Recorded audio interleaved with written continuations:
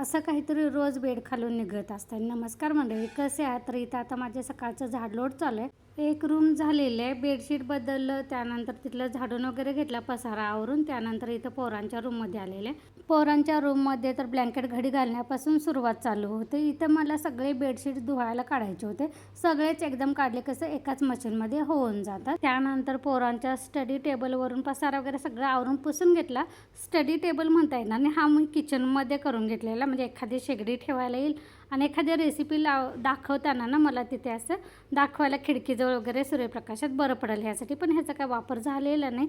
त्यामुळे इथं मी आता पोरांना कधी मध्ये काहीतरी अभ्यासाला बसायला काही टेबल वगैरे नव्हता, तर तोच मी इथं मधल्या रूममध्ये आणून ठेवलेला. आणि इथं सगळं असं डीप क्लीन करायचं झालं ना तास जातो, कारण सगळं हे बघा पोरांच्या सगळं रूममधून इतका कचरा बाहेर निघतोय.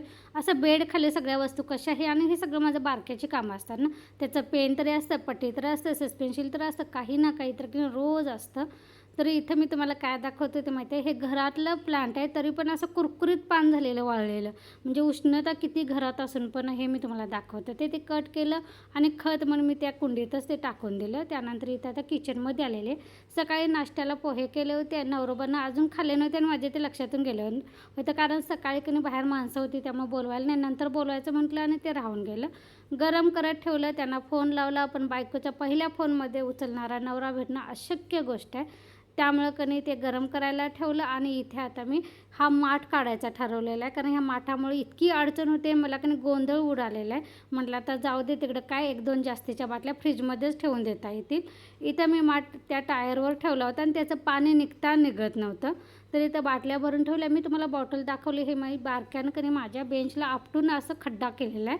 आता म्हटलं ते टाकून देण्यापेक्षा घरात फ्रीजमध्ये भरून ठेवायचा, कारण ते टाकून देण्या इतपत तर का आपण अंबानी नक्कीच नाही आहोत. त्यामुळे बॉटल भरल्या, ओटा वगैरे धुतला. त्यानंतर इथं पोहे गरम करून बंद केले, कारण आता ह्यांनी येईतोपर्यंत म्हटलं परत गार होतील. थोडंसं पाणी मारून कणी असं मऊ केलेलं आहे, कारण पोहे कसं फडफडीत होतात.